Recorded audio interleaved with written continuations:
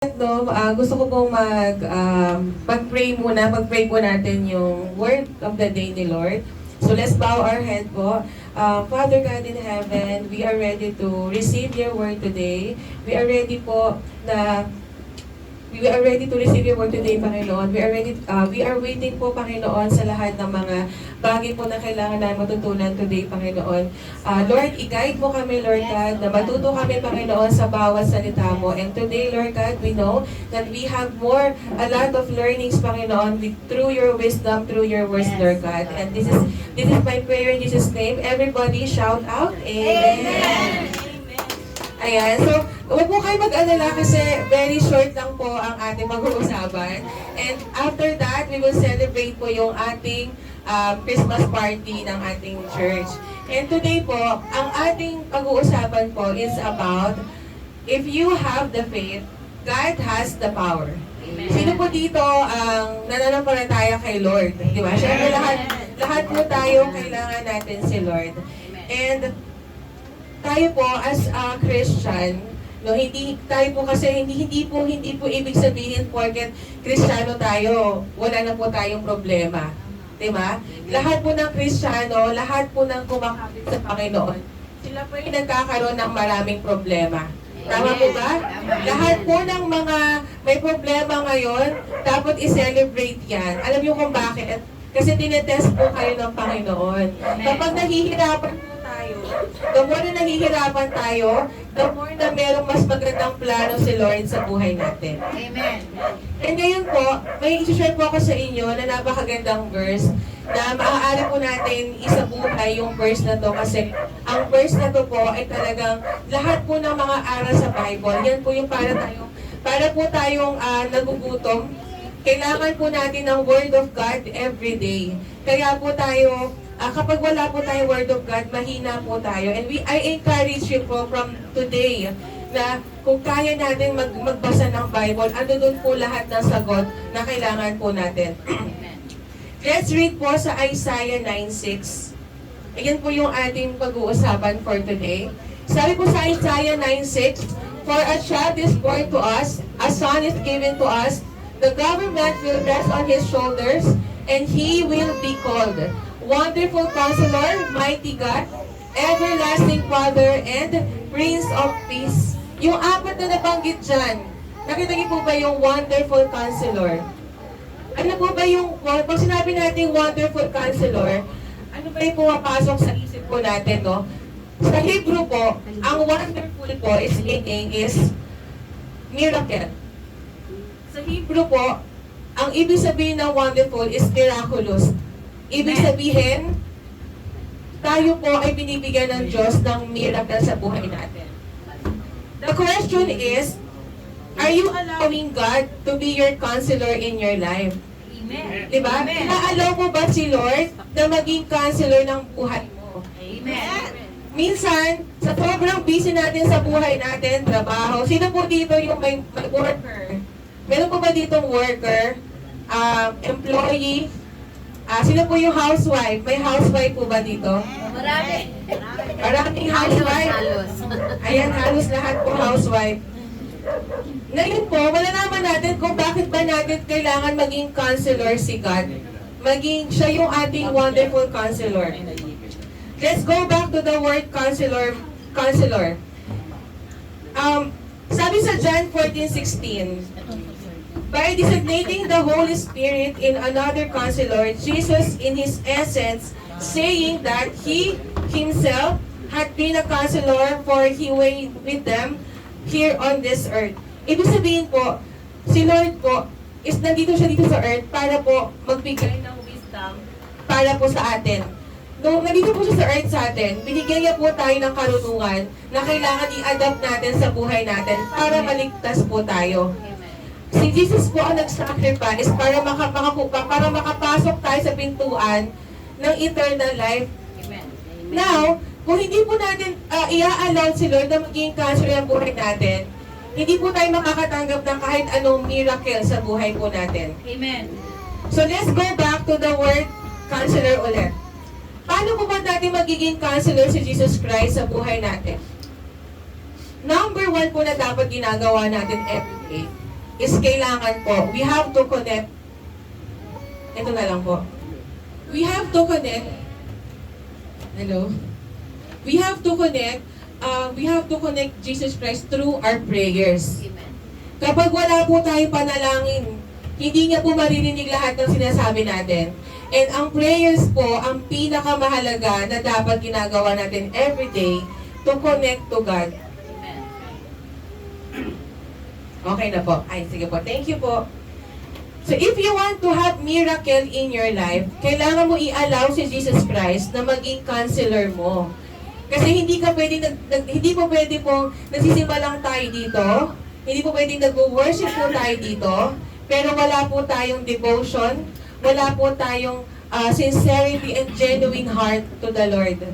Kailangan when we stand here sa simbahan na to, napalalaguin natin, kailangan po with all our hearts, kailangan we have the genuine heart na kausapin si Lord through our prayers. Amen. Hindi po natin siya magiging counselor, hindi po natin siya magiging counselor si Jesus Christ kung hindi po tayo marunong mag-pray. So we have to pray to God, and yan po ang pinakadaan para makonect tayo sa Kanya. Prayer po is the most powerful way to connect to the Lord. Amen. Number 2 po, kapag tayo ay nagpe-pray, lagi tayo nagde-desire. Ano ba yung desire natin? Sana ma-promote ako sa work. O kaya sana lumago yung negosyo ko. O sana lumago yung simbahan. O sana gumaling yung sakit ko. Paano mo maririnig ni Lord ang prayers natin kung hindi po tayo marunong sumurrender kay Lord? You have to surrender to God para maging counselor po siya ng buhay natin. You have to surrender to God para po kailangan po natin mag-repent sa Panginoon. Ang hirap mag-repent. For example, lahat po tayo dito makasalanan. Ako po, makasalanan ako. I am a sinner. Lahat po tayo may kasalanan. Kasi nasa mundo po tayo ng makasalanan. But the Lord is merciful. Diba? Nagsakripisyo siya para mabuhay ang iba. Napako siya sa cross para mabuhay at masave ang iba. So tayo po nandito sa mundo, we are all sinners, pero we have the chance na mag-repent po tayo. Hindi ka po makakalapit kay Lord kung hindi ka nagsisisi. Paano ka po makakalapit kay Lord na gusto mong humiling ng kahit ano sa Kanya, gusto mo ma-promote ka sa work kasi yung work mo mababa ang sahod. Gusto mo gumaling ang sakit mo, pero hindi ka hindi ka nag-aasa Kanya. So what we need po, para maging counselor siya ng buhay natin, we have to surrender all to God. Amen. Kapag tayo po ay nag-surrender kay God, hindi po, lahat po ng miracle, binibigay ni Lord sa mga nag-o-obey sa Kanya. Amen po ba? Amen. Amen. And God is so merciful, and God's word is the most step to receive a miracle. Amen. Lahat po tayo gusto ng miracle sa buhay natin. Alam niyo po ba yung mga nagkakasakit? Kung may mga sakit po tayo, nagpipray tayo, Lord, you are a God of healer. Pagagalingin mo ako. Alam niyo po ba na kaya niyong pagalingin ang isang taong mataas ang pananalig sa Kanya? Amen. I-declare lang natin yan sa Panginoon. You claim it. Lord, you are the God of healer. Marami pong may sakit. Kahit sa Bible, ang dami yan napagaling through the faith of Jesus Christ. Ang kailangan mo ngayon is i-surrender mo lahat sa Panginoon, lahat ng kasalanan mo, lahat ng kailangan mo i-surrender your worldly desire para maging counselor siya ng buhay natin. Sinabi niya po sa Matthew, sa Matthew 7:7, ask, it will be given to you. Seek, and you will find. Know, and you will open to you. Sinabi ni Lord doon na hanapin mo siya, unahin mo yung kingdom niya, unahin mo i-priority mo si Lord sa buhay niya.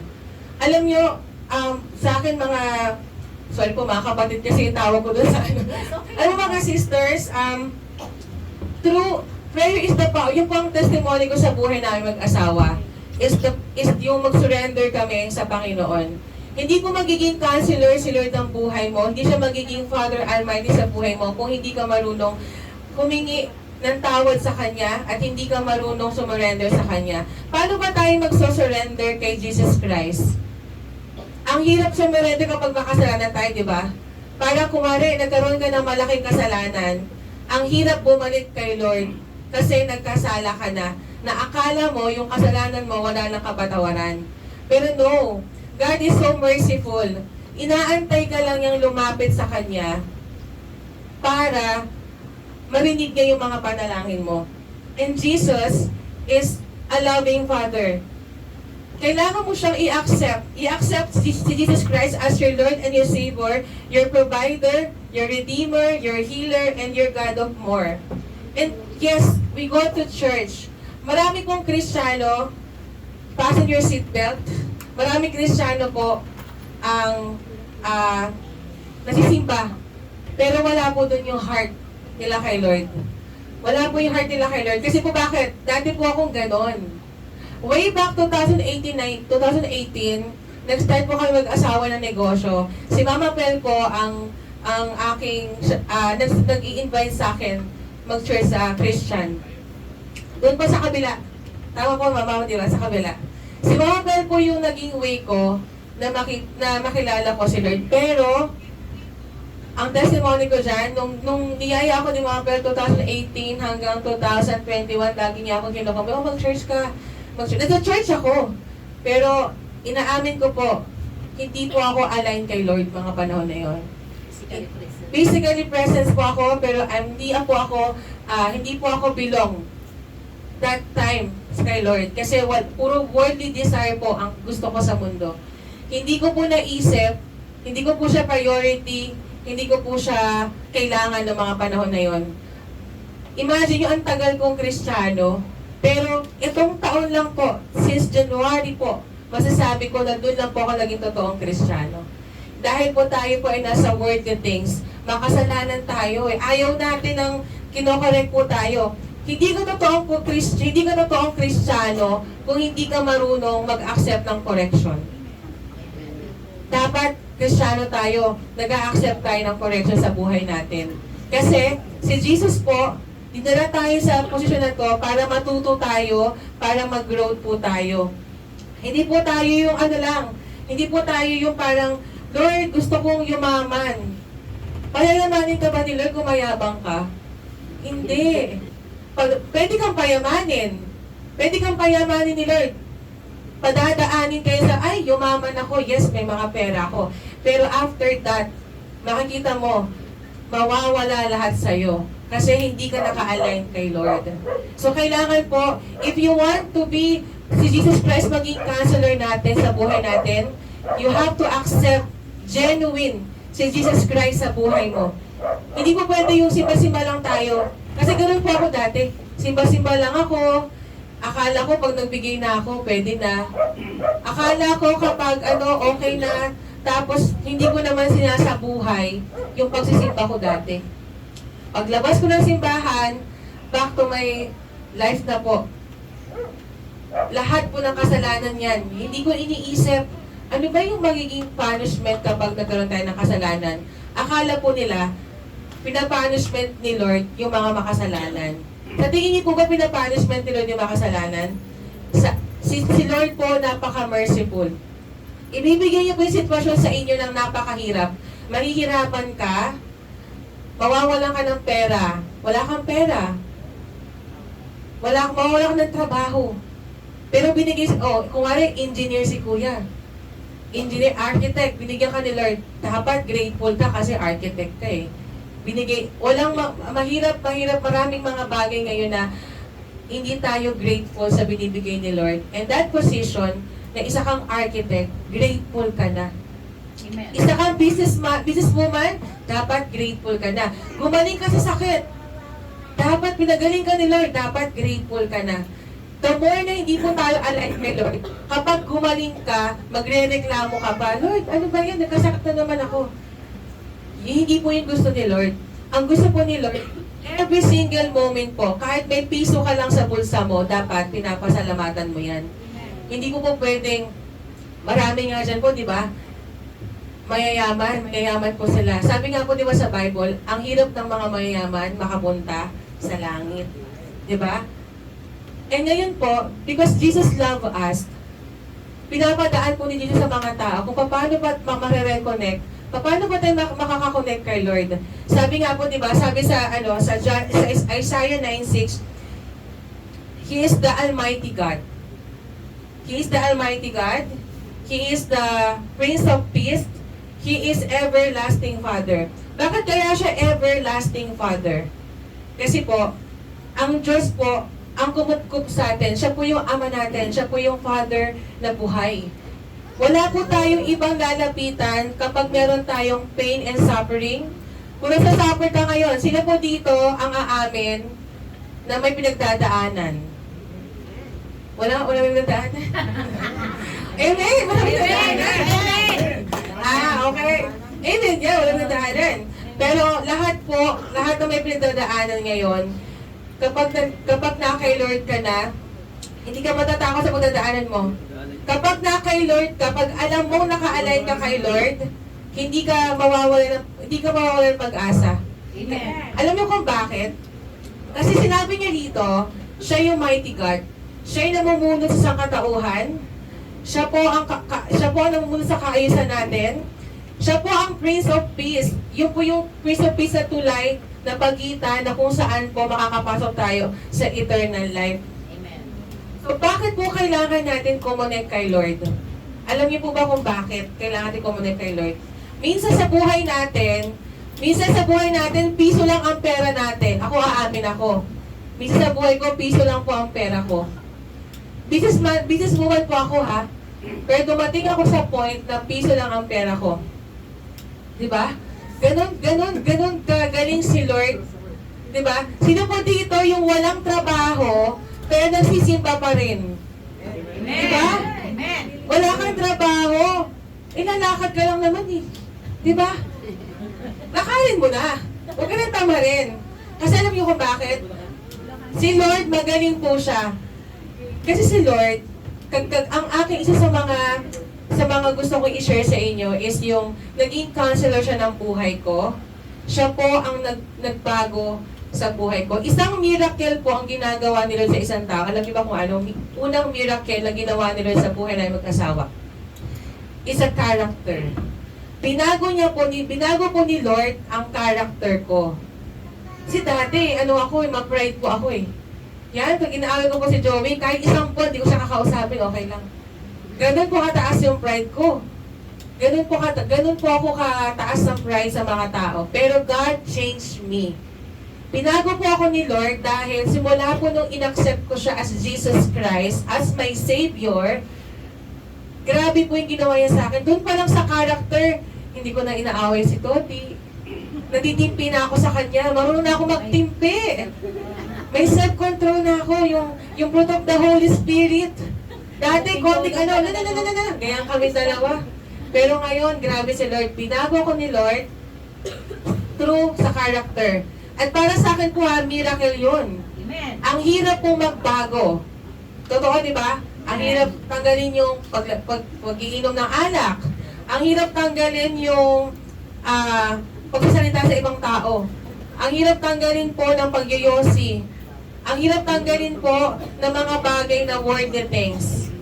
So ngayon, para po sa ating para makuha natin po yung magandang buhay na binigay sa atin ni Lord. Sabi ko nga po, di ba? If you want miracle in your life, you have to follow Jesus Christ, our Savior. Bakit natin siya kailangan i-follow? Alam niyo po ba, na kapag tayo po ay naka-align sa Diyos, kahit piso ng pera mo, masaya ka. Maniniwala po ba kayo doon? Amen. Alam niyo kung bakit? Kasi po, si Lord, napakabuti ng puso niya. Alam niyo dati, kapag piso lang pera ko, ang init ng ulo ko kay Toti.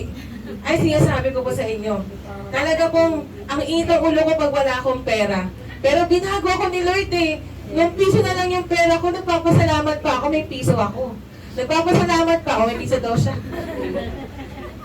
Nagpapasalamat pa ako kasi may piso pa ako sa bulsa. Eh may mga nasa lansangan na ni piso wala eh. Diba? So kailangan daw po pala maging grateful ka kung anong meron ka sa bulsa mo. Hindi tayo pwedeng mag-complain kasi doon pa lang na wala kang sakit, blessings na. Doon pa lang po na may trabaho ka, blessings na.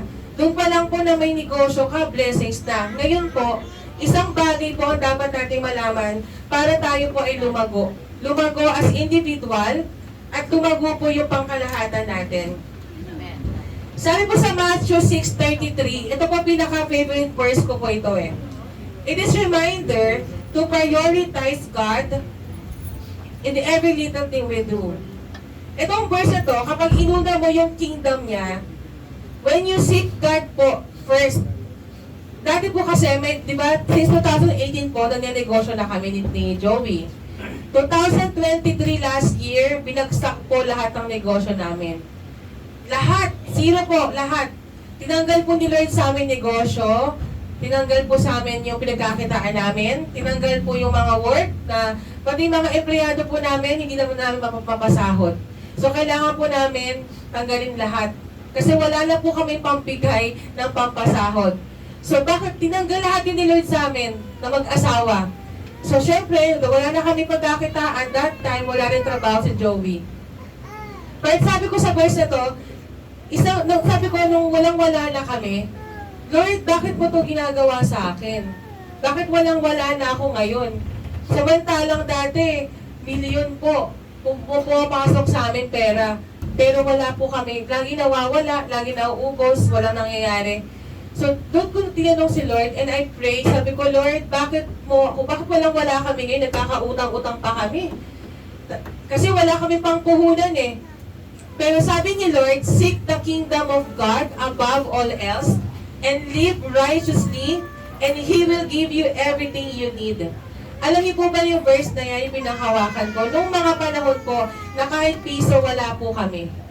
Yan yung verse na yan po. Pag pupunta po ako sa church namin, sa BTC Antipolo, ang dala ko lang pong pera, 80 pesos. Pamasahe pa yon. Kasi po, yung sasakyan namin, sinurrender namin yan. Para wala po kami, kasi lahat talaga kinuha ni Lord sa amin eh. Bakit kaya ina-allow ni Lord na magkaroon tayo ng pain and suffering? Sino po dito yung may mga utang? Lahat may utang. Sino po dito yung may mga sakit? May mga sakit po. Ayan. Sino po dito yung walang trabaho dahil hindi makakita ng trabaho? Diba? So, bakit po ba ina-allow ni Lord yung pain and suffering sa buhay natin? Kasi po, hindi po tayo pinaparusahan ni Lord ha. Binibigyan niya po tayo ng growth. Kasi doon sa pinagdaanan natin na napakasakit, doon po ako natuto, doon po ako, imagine nyo ha, nawala po yung negosyo namin, so wala na kami kakainin, wala pa trabaho si Joey noon. Wala kaming maibigay sa mga mahal namin sa buhay kasi nagsusuporta kami sa parents namin. Wala kami maibigay, pero alam nyo, God is so grateful. Amen. Pumunta po ako sa simbahan namin, ang dala ko po 80 pesos lang. Tapos di ba magta-tithes and offering pa? Sabi ko, Lord, ang dala ko po 80 pesos lang. Tapos mamamasahe pa ako. So ang ginawa ko po nun, umiiyak ako sa simbahan. Sabi ko, Lord, paano ba to 80 pesos ng pera ko? Ang ginawa ko po, hinati ko yung 80 pesos. Kasi alam niyo po ba kung bakit?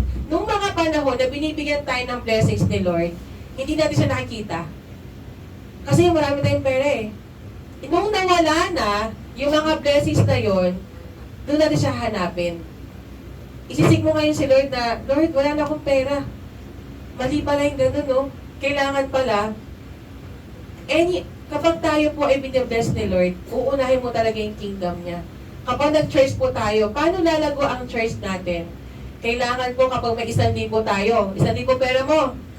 Tapos sasabihin mo, ay, 300 sa Meralco, 200. Yung matitira lang ibibigay mo. Hindi po pwede pala yun. Dapat pala, genuine ang ating pagbibigay sa simbahan para lumago. Dapat, ipaplano mo na siya bago mo palang ibigay. Correct. Check. Kailangan plano mo, ito 1,000 ko kayo para kay Lord to 600. Hindi pwedeng tira-tira lang. Di ba sabi nga po dun sa Bible, yung sa verse na yung nakita ni Lord, yung isang mayaman, na nagbibigay ng maraming pera sa templo niya. Tapos may mahirap na isang kusing lang at binigay pa niya yun. Ano sabi ni Jesus? Yun ang nagpahala. Kasi bakit pinagpahala niya yun? Bakit pinagpapala po kahit maliit ang binigay niya? Kasi with all her heart, yung genuine heart niya, kahit walang-wala siya, ibibigay niya yun para kay Lord. Buong kabuhayan niya yun, ibibigay niya para kay Lord yun. And ganun po yung naranasan ko kay Jesus Christ. Nung walang-wala po ako, kahit po 40 pesos lang yung pang tithes and offering ko, binigyan niya po ako ng miracle. Ano po yung miracle na ginawa niya sa akin? Tayo po lahat dito may testing. Kapag po tayo po inalaw mo si Jesus Christ sa buhay mo, itetest ka niya. Hanggang saan ba yung faith mo? Gusto mo lumago, di ba? Gusto mo maging successful. Ang pag-o-obey po kay Lord, tandaan po natin, pag-o-obey kay Lord, maganda po ang rewards. Maganda po ang rewards ng lahat po na sumusunod sa Panginoon. Do alam po natin na mahirap yung dadaanan po natin, pero when testing nga po is a blessing. Kaya kung may dadaanan ka ngayon, kailangan ipag-pray mo na dapat kasama mo si Lord sa pagdadaanan mo. Hindi pwedeng ikaw lang kasi hindi mo naman talaga kaya na mag-isa ka lang eh. Amen. Hindi mo pwedeng, kaya ko to. Matatapos ko tong problemang to. Hindi po. Kasi Lord po ang makakatulong sa atin sa lahat ng problema natin. And kaya po siya tinawag na Father God Almighty. Kaya po siya tinawag na Prince of Peace. Kaya po tinawag na Wonderful Counselor. Kasi po, iniwan niya po tayo dito ng lahat ng karunungan na kailangan natin maintindihan. Kaya po nga tayo, di ba, ang Bible po, ang pagkain natin araw-araw. Naniniwala po kayo na, bakit kayo iba, yung Bible sinasabi nila pagkain araw-araw? Alam niyo kung bakit? Kasi yan po yung nagpapalakas sa atin. Yan po yung nagpalakas sa akin nung walang-wala po ako. Imagine nyo, wala kami pangkain almusal. May mga kasambay pa kami sa bahay. Hindi namin magpakain. Naghihintay kami ng, paano yan sa tayo magpapakain? Pero simula po nung inuna ko si Lord, inuna ko yung kingdom niya, nagsisimba po ako, hindi pwedeng hindi ako makapagsimba every Sunday. Hindi po pwedeng wala yun. Kasi noong time po na nagtatights ako sa kanya, Lord, pasensya ka na, 40 pesos lang yung kaya ko, but kapag po ito napalago ko, uunahin na kita. Alam mo, ginawa po ni Lord sa akin, kahit 40 pesos lang ang tithes ko, binalik niya po yung negosyo namin ng paunti-unti. Kasi nawala po ang negosyo namin back to zero. Pero kapag po tayo naka-align kay Lord, yung 40 pesos na binibigay ko po, dati, sabi ni Lord, tinas ako ni Lord doon isang buwan, wala kang pera. Sabi ko, sige, isang buwan, wala akong pera, patay. Wala kang pamasahe, pang simba. Ako na lang si simba nun kasi hindi ko maisama si Joey, walang pamasahe. Sabi ko sa kanya, i-share ko na lang sa'yo yung i-share ko na lang sa'yo, okay, mag-online ka na lang, basta ako magsisimba ako. So, nagsimba ako, isang buwan po, wala po akong pera noon. Sabi ko, ito lang po yung kaya ko ibigay. Pero si Lord po, napakabuti niya. Alam niyo kung bakit? Yung testing po, totoo po yun, testing is a blessing. Iti-test po kayo ni Lord kung gaano ba talaga ka-faithful sa Kanya. Lumapit ka sa Kanya, may sakit ka, Lord, pagalingin mo ako. Wala kang trabaho, Lord, bigyan mo akong trabaho. Lumapit ka sa Kanya, unahin mo siya. Unahin mo yung kingdom niya para ipagpalain yung foundation na gusto mong palaguin. Amen. Amen. So sabi ni Lord sa akin, simula po nung nagkakaroon po ako ng, sabi ko kay Joey, grabe no, naiiyak ako kasi yung 40 pesos na tithes ko, binibigyan ako ng income ni Lord weekly. Yun pala, pag sabi ko, ang promise ko nga kay Lord, Lord, patawarin mo ako kasi noong mga panahon na may million kami, hindi ka naalala.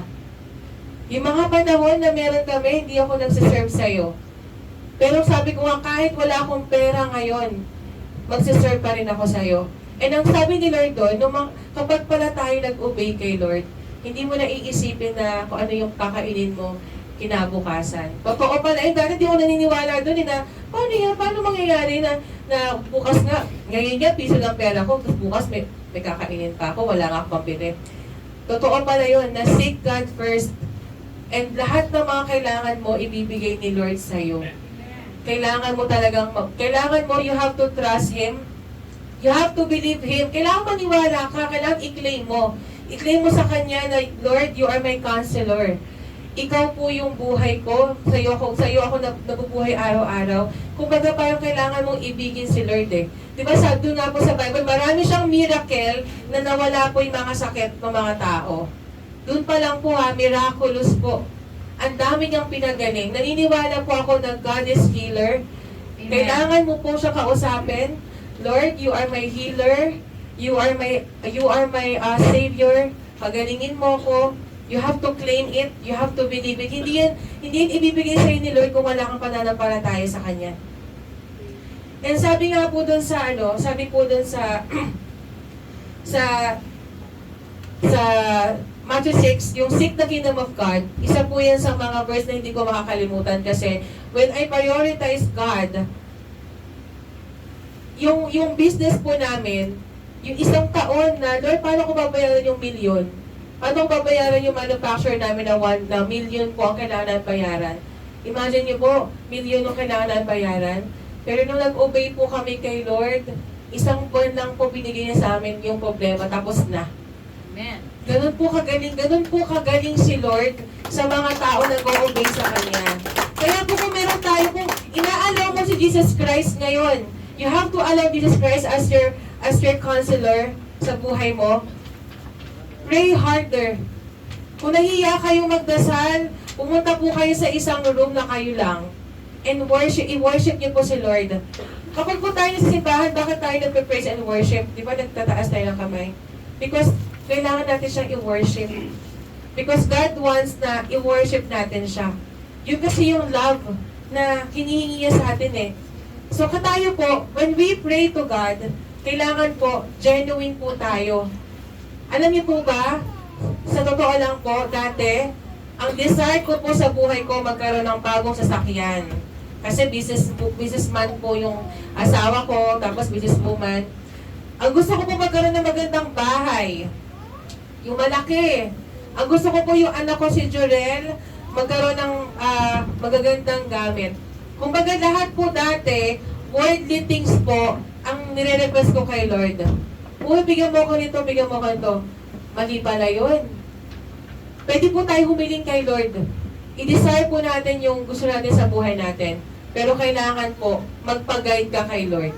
Amen. Hindi po pwede pong, dapat i-allow mo si Lord sa buhay mo ngayon para mabigyan kayo ng guidance. And when you allow Jesus Christ, asahan niyo po, pag inalaw mo siya sa buhay mo, maraming struggle.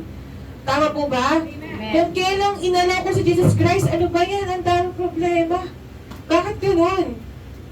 That's the testing and blessings po na ginagawa niya sa buhay natin. Kapag po meron tayong problema, ngayon ha, for sure may mga problema dito yung mga kasama natin. Siguro financially, may problema kayo, work, sick, may sakit tayo, may sakit kayo. Miracle can do a lot of things when we have faith in Him. Sabi nga po ni Lord, di ba? Sabi ni Jesus Christ, kaya mo bang, di ba sinabi niya kay Judas na parang gusto, do you want to follow me? Are you ready for pain and suffering? So kapag pinalo natin si Jesus Christ ngayon, ready ba kayo na makareceive kayo ng mga problema? Kasi kasama yon sa pagsunod natin sa Panginoon na makareceive ka ng mga problema. Bakit kayo nakaka-receive pa ng problema? Kasi po, ina-align ka ni Lord na mapabuti ka eh. So ngayon, alam niyo gagawin niya sa inyo?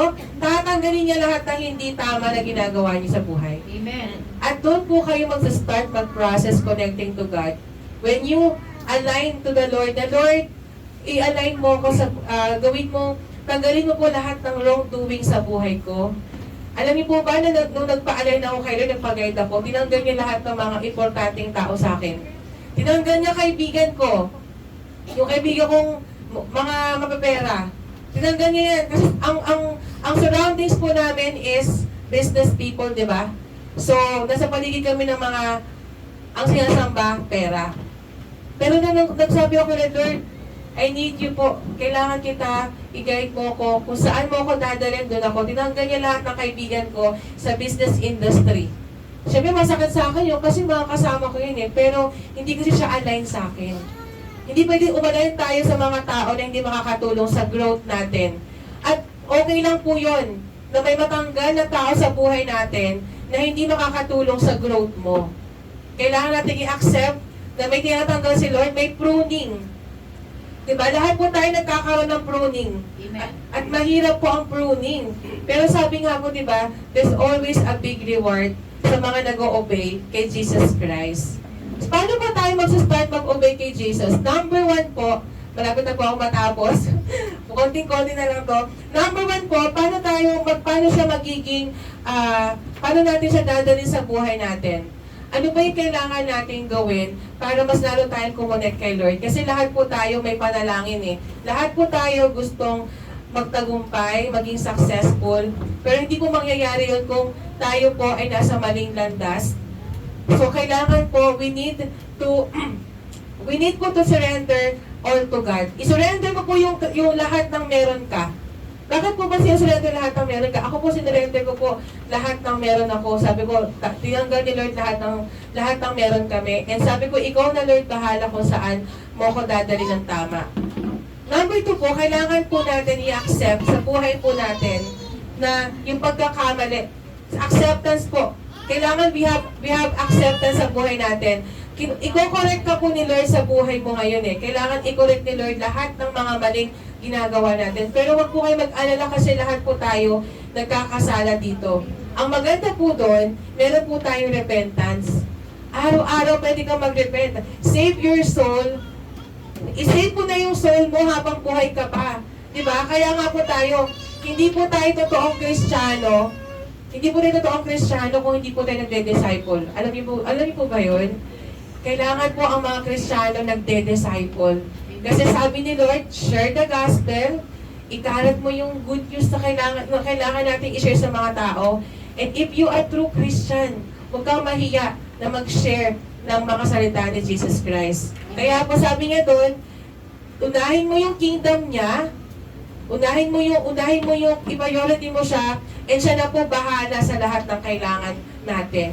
And yun po, ang isa sa mga testimony ko na simula po nung ako po ay nag-ministry sa church namin as a leader, meron po kaming sobrang busy ko po sa simbahan namin. And sabi ko kay Lord, dati kumikita po ako ng pera pero wala akong tinulong sa simbahan namin. Ngayon po, ang tulong po na gagawin natin sa ating church is palaguin natin. Palaguin natin simbahan na ito po yung kingdom ni Lord na kailangan natin palawakin. Lahat, wag po tayo magtipid. Alam nyo kasi the more na magtitipid ka, the more na mas titipirin ka pa ng mundo. The more na nagdadamot tayo, the more na wala tayong ma-receive. The more you give, the more you receive, sinabi yan sa Bible. Amen. Kaya po nung ako po ay nabigyan ng blessings ni Lord, may testimony po. Nagbibigay po ako ng malaki sa simbahan namin. Kasi with all my heart, tulong ko po yun sa Panginoon, sa kingdom niya. Imagine niyo po kasi ang simbahan po, ang ating isa sa mga reason kung bakit kailangan natin na maging managuto is, ito po yung foundation na narinig natin ang Word of God. So, importante po yung simbahan na to. Amen. Amen. At kapag pinayori mo ang simbahan ni Lord, si Lord na po ang bahala sa lahat ng kailangan mo. Amen. Gaya po yung ginawa niya sa akin. Nag-start po ako mag-business, bumalik po yung negosyo namin. Sabi ko, Lord, thank you po. Kasi nung mga panahon po last year, wala po akong pera, wala kami pera. Pero nung inuna ko po siya po talaga yung inuna ko, araw-araw, kailangan po natin mag-pray every single moment. Kasi ayun po yung pagkakataon na kakausapin natin. Siya kung nahihiya ka magdasal, maraming pwede ka mag-pray sa loob ng kwarto mo, mag-pray ka. Mag-worship ka in a room na ikaw lang at wala nakakakita. Mas maganda nga po yun eh. Diba? Na wala nakakita na dadasal ka, nag-worship ka. Maganda po yun. At yung fasting natin, napakaganda po ng fasting. Pwede po natin example yun para mas makonect tayo kay Lord. Kasi po si Lord lang po ang nakakapagsalba sa atin dito sa mundong to. Amen. Alam niyo po ba yung anak ko, yung si Jorel? Dati po, ang prayer ko sa kanya, anak, sana umasenso ka, umasenso ko, kagaya ng negosyo na meron kami, sana ganito. Ngayon po, hindi na po ganun ang desire ko sa kanya. Ang desire ko po sa anak ko, kahit wala ka ng magagarang bahay, lupa, sasakyan, paglaki mo, pero na kay Lord ka, masaya na po ako doon. Mawala man po ako sa mundo yung anak ko, kilala si Lord. Alam niyo po bakit dapat makilala ang next generation si Jesus Christ? Kasi po kapag ang mga anak natin kilala si Jesus Christ, we have security na i-guide siya ni Lord.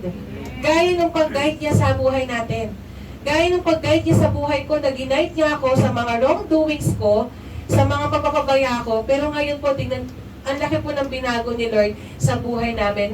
Pati po financially, Financially, battle kami before, pero ngayon pinoprovide niya po lahat ng mga needs namin. Hindi po nawawala ang problema sa buhay, kasama po yan. Pero kapag meron si Lord sa buhay mo, yung problema mo tatawanan mo lang yan. Kapag po sila na sa buhay mo, yung problema mo lang, ngiti-ngiti ka lang na, alam ko, ipoprovide ako ni Lord. Lahat po tayo may problema. Lahat po tayo, yung mundong to. Yung mundong to, alam niyo po ba na mundo to ni Satan? Andito po lahat ng enemy sa mundong to. And yung iba nga po mga Christian, sumusuko na sabi nila, Lord, kunin mo na ako. Hindi po tayo mapapakamatay sila, ha? Lord, kunin mo na ako kasi nakakapagod sa earth. Eh, di ba sa heaven, napakaganda ng buhay sa heaven. No fear. Wala pong fear sa heaven. Hindi ka magugutom. And tayo po, as a Christian, we need to obey the Lord para po mapakita natin pagpapala na meron ibibigay sa atin. Hindi po kayo makaka-connect kay God kung wala po tayong prayers every day. Hindi po tayo makaka-connect kay Lord kung wala po tayong repentance. Hindi po tayo makaka-connect kay Lord. Wala po tayong blessings kung hindi po tayo mag-o-obey kay Lord. And minsan po, gumagamit si Lord ng tao para tulungan kayo. Para tulungan tayo. Divine connection. Yes. Gumagamit po si Lord ng mga tao para tumulong po sa atin.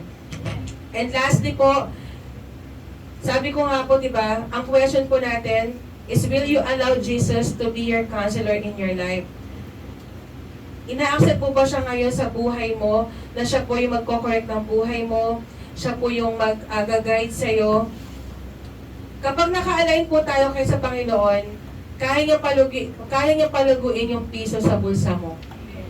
Kayang-kaya niya po yan. Alam niyo po ba na anak tayo lahat ni Lord? At kapag ikaw po may sakit, wala kang pang hospital, wala kang pang pa-check up. Pero sumusunod ka sa align ni Lord sa buhay mo. Believe me, yung miracle ni Lord na pagagalingin ka, yung miracle, gagaling ka. Amen. So para po sa dito mga sisters, no, kailangan po, para lumago yung kingdom niya, mag-build po tayo ng foundation. Ano ba yung foundation na yan? Kapag po tayo may negosyo, may trabaho, meron kang estudyante ka lang, kapag po tayo, meron tayong pera, kailangan po natin ng build foundation to the kingdom. Bakit po? Ang negosyo namin, walang foundation before. Kaya po, nalugi, nasira, nawasak. Kasi alam niyo kung bakit? Wala po kaming purpose sa buhay. Kailangan po, lahat ng bagay na ginagawa natin sa mundong to, may trabaho ka man, bigyan mo ng purpose na galing sa Panginoon. Kasi ang gusto ni Lord, habang binibigyan ka ng trabaho, nagtisimba ka, nagsishare ka ng blessings mo, nagtatides ka, nag-offering ka, purpose na po yun. Kailangan po dito po sa mundong ito, bigyan po natin yung sarili natin na makatulong sa iba. Kasi ano ba gusto ni Lord, di ba? Para bigyan ka ng blessings ni Lord, you have to bless others as well. Yun po yung totoong pagpapala. Yung kahit walang-wala ka, tumutulong ka. Yung totoong pagpapala mo, yung kahit 20 na lang pera mo, pinapakain mo silang lahat. Alam niyo ba kung gaano katawa si Lord sa ganong klaseng giving sa mga tao? Kaya po, if you want more blessings, if you want more miracles, if you want more teaching ni Lord, obey Him. Huwag kang maging madamot. Huwag tayong maging madamot, especially sa simbahan. Kung ano po yung meron tayo, ibigay po natin. Kasi si Lord po magpo-provide sa atin nung kailangan po natin. Amen. At wala po kahit bata pa, estudyante, matanda, wala pong ganun. The more you obey God, the more you receive the Word of God every day, i-guide ka niya. Hindi ka pa mabayaan ni Lord na, Lord, ano bang mapapala ako magbasa ng Bible? Actually po, alam niyo po ba na namimigay po kami ng Bible? Ayan, kaya po nagdala po kami ng Bible dito kasi para po yan sa inyo. Because alam ko, hindi man masabi ng iba na hindi ko naman kailangan ng Bible eh. Diba? Pero sooner, kakailanganin nyo yan. Hahanapin nyo yan. Alam na alam, kasi kayo po yung nangyari sa akin eh. Nung walang-wala ko, Bible po tinakbuhan ko. At nung naintindihan ko po lahat ng salita ni Lord, umiiyak ako eh. Babasa ako nung pinapako sa krus. Umiiyak ako kasi, Lord, ako, ba't gano'n? Ang dami kong ginawang hindi tama, pero ikaw, napakabuti mo, you sacrifice everything. Diba? Kaya po kami namimigay ng Bible para po hindi man kami makapag-preach sa iba't ibang lugar, but yung Bible po is the key na makakonect tayo kay Lord. Diba? May iba kasi walang cellphone eh. Di ba po, walang mga apps. Pero yung Bible po, kaya po, we thank God for the blessings po na pinaprovide niya kami na magbigay ng mga Bible sa lahat po na may gusto ng may Bible. And yan po isa sa mga promise ko na magbigay sa nangangailangan, sa those in needs po. Kasi sabi nga ni Lord, if you, kung tayo po ay hindi nagdadamot, mahalin po natin yung kapwa natin. Love our neighbors. Kahit masama po yung ugali nila. Love our neighbors. Kahit po may mga nasasabi ang mga tao sa atin. Love your neighbors.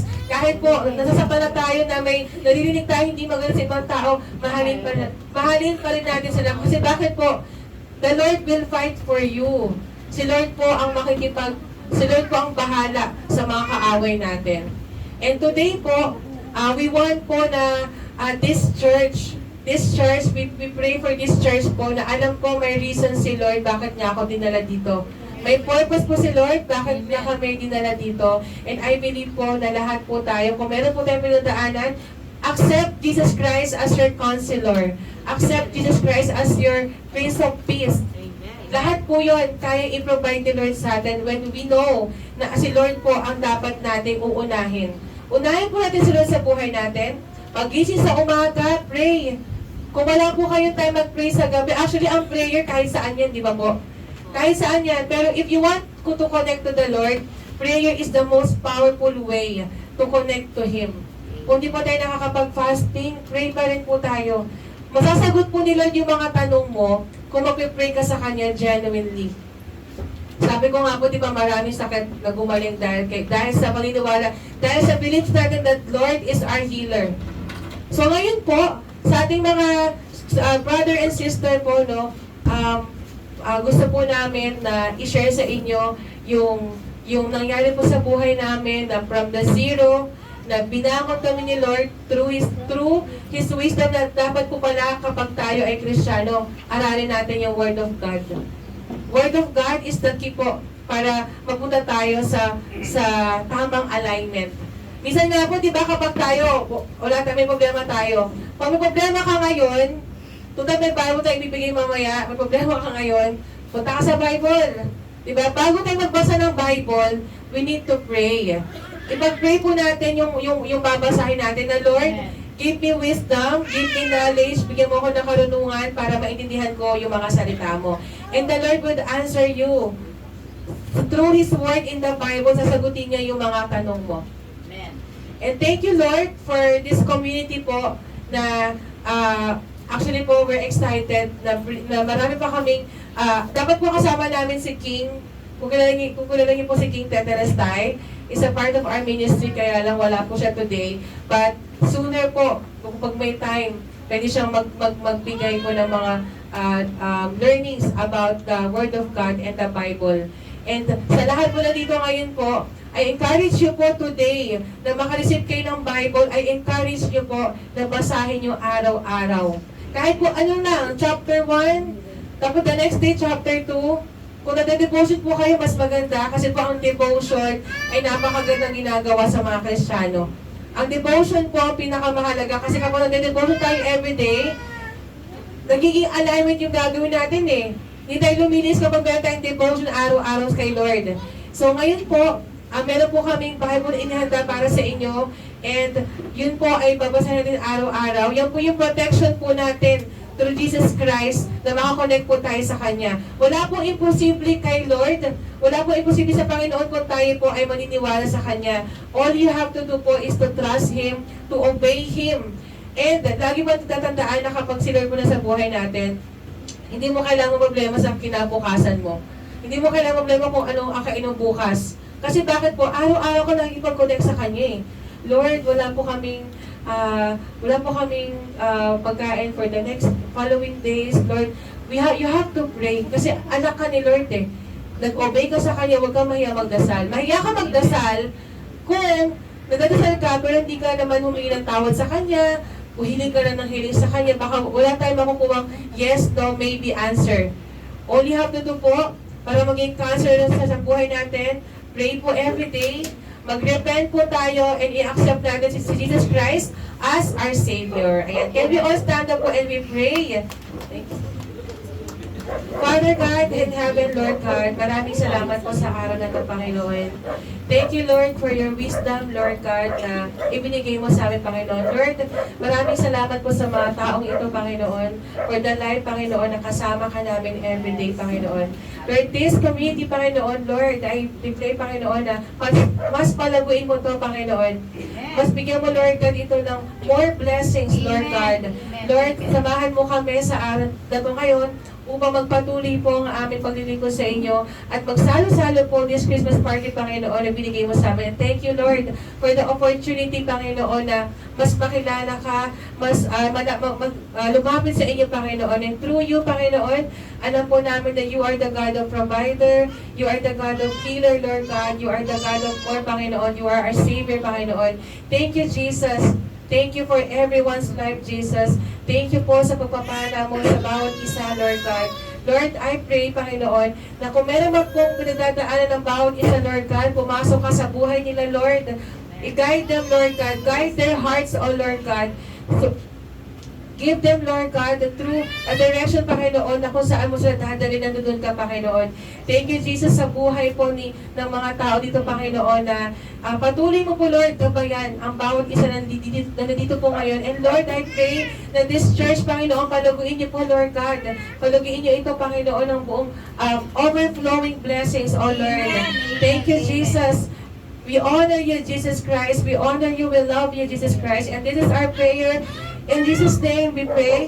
Amen. Thank you po. Amen. Thank you po.